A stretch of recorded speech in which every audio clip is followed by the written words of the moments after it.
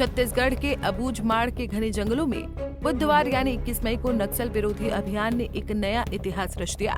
लंबे समय से नक्सल आतंक का पर्याय बने टॉप माओवादी नेता नरसिम्हा उर्फ नंबाला केशव राव उर्फ बसवराजू सहित 27 नक्सलियों को सुरक्षा बलों ने मार गिराया, जिससे ये नक्सलवाद के खिलाफ भारत की अब तक की सबसे बड़ी और निर्णायक कार्रवाई मानी जा रही है। ऐसे में अब आपको विस्तार से बताते हैं कि सुरक्षा बलों ने कैसे इस ऑपरेशन को अंजाम दिया।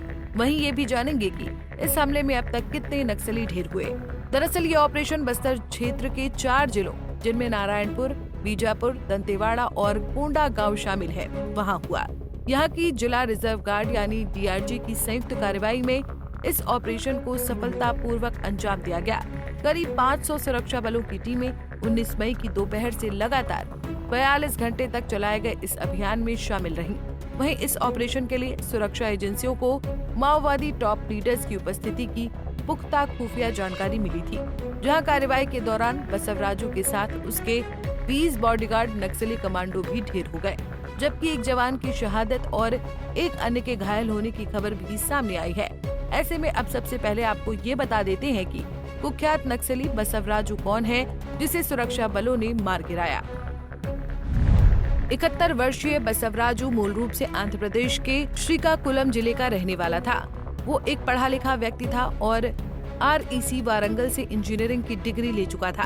साथ ही वो स्पोर्ट्स, खासकर वॉलीबॉल में राष्ट्रीय स्तर का खिलाड़ी रह चुका था।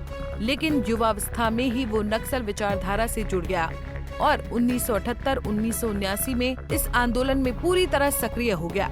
समय के साथ वो माओवादी संगठन की सबसे बड़ी इकाई सेंट्रल कमेटी का हिस्सा बना और 2018 में गणपति के गायब हो जाने के बाद उसे महासचिव बना दिया गया। बसवराजू के खिलाफ अलग अलग राज्यों से कुल 2 करोड़ 2 लाख रुपए का इनाम घोषित था। वो छत्तीसगढ़, तेलंगाना, महाराष्ट्र और उड़ीसा में माओवादी गतिविधियों को संचालित करने वाला मुख्य रणनीतिकार भी था।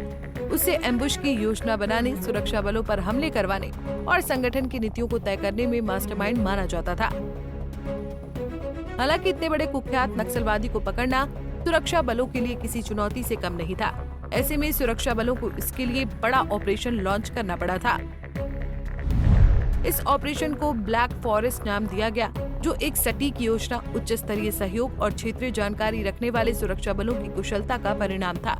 वहीं सुरक्षा बलों को मुठभेड़ स्थल से AK-47, SLR, इंसास कार्बाइन और भारी मात्रा में गोला बारूद बरामद हुआ है, जो कि ये साबित करता है कि माओवादी अपनी ताकत और हथियारों के बल पर किस हद तक तैयार थे। बावजूद इसके सुरक्षा बलों ने अपनी रणनीति और साहस के बल पर उन्हें करारी शिकस्त दी। वहीं इस सफल ऑपरेशन के लिए राज्य के उप मुख्यमंत्री एवं गृह मंत्री विजय शर्मा ने कहा कि अगर बसवराजू और उसके जैसे अन्य इनामी नक्सलियों के मारे जाने की पुष्टि होती है तो ये नक्सल विरोधी अभियान की सबसे बड़ी उपलब्धियों में से एक होगी। बॉडीज रिकवर हुए हैं, कुछ और सामान रिकवर होंगे और उसमें स्पष्टता आएगी कि क्या क्या हुआ है। सुरक्षा बलों की बात करें तो किसी को कोई हताहत होने की खबर? एक हमारा जवान घायल हुआ है परंतु खतरे से बाहर है। एक सहयोगी थे जो वो शहीद हुए हैं और सरकार का इस पर पूरा ध्यान है। आगे उसको ध्यान दे करके आगे बढ़ाएंगे। परंतु ये ज़रूर है कि जवानों ने बहुत बड़ा करिश्मा कर दिखाया है और 26 नक्सलियों से 26 से अधिक नक्सली मार गिराए गए। मुठभेड़ की अगर बात करें तो चल ही रहा है कि क्या स्थिति है? अब अंतिम सर्चिंग ऑपरेशन ही चल रहा है, सर्च ही चल रहा है, मतलब मुठभेड़ के बाद बॉडीज रिकवर की जा रही है। वहीं केंद्रीय गृह मंत्री अमित शाह ने भी इस अभियान को नक्सलवाद के खिलाफ लड़ाई में ऐतिहासिक मोड़ बताया है। उन्होंने कहा कि पहली बार भारत के इतिहास में किसी महासचिव स्तर के माओवादी नेता को मार गिराया गया है। उन्होंने ये भी दावा किया कि 31 मार्च 2026 तक देश से माओवादी आतंक का पूरी तरह सफाया कर दिया जाएगा। गौरतलब है कि नक्सलवाद के खात्मे का ये सिलसिला पिछले 1 दशक के अथक परिश्रम का परिणाम है। पिछले 1 दशक में माओवादी गतिविधियों पर सुरक्षा बलों ने लगातार दबाव बनाया है। साल 2024 में ही 197 कट्टर नक्सली मारे जा चुके हैं, जबकि पूरे 2023 में ये संख्या 296 थी। वहीं साल 2025 के पहले 4 महीनों में ही नक्सल विरोधी अभियानों में इतनी बड़ी सफलता ये दर्शाती है कि माओवादियों की कमर अब टूटती जा रही है। बहरहाल इस अभियान का मनोवैज्ञानिक असर भी देखने को मिल रहा है, जहां इस ऑपरेशन ब्लैक फॉरेस्ट के बाद छत्तीसगढ़, तेलंगाना और महाराष्ट्र में 84 नक्सलियों ने आत्मसमर्पण किया है, जबकि 54 को गिरफ्तार किया जा चुका है।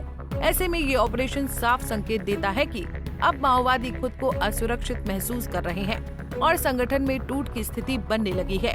वहीं अबुझमाड़ के जंगलों में हुई ये मुठभेड़ सिर्फ 27 नक्सलियों के मारे जाने की खबर नहीं है, बल्कि ये संकेत है कि भारत अब नक्सलवाद की समाप्ति के बेहद करीब पहुंच चुका है। जहां एक समय जो माओवादी आंदोलन आम जनता और जवानों के लिए दहशत का पर्याय था, वो अब खुद अपनी अंतिम सांसें गिनता नजर आ रहा है। वहीं सुरक्षा बलों की इस ऐतिहासिक सफलता ने न केवल नक्सल आंदोलन की कमर तोड़ी है, बल्कि आने वाले समय में इस पर निर्णायक विजय की उम्मीद भी जगा दी है। Bureau report, Punjab Kesari TV. हमसे जुड़े रहने के लिए हमारे YouTube चैनल को सब्सक्राइब करें और नई वीडियो की नोटिफिकेशन के लिए बेल आइकॉन को दबाएं।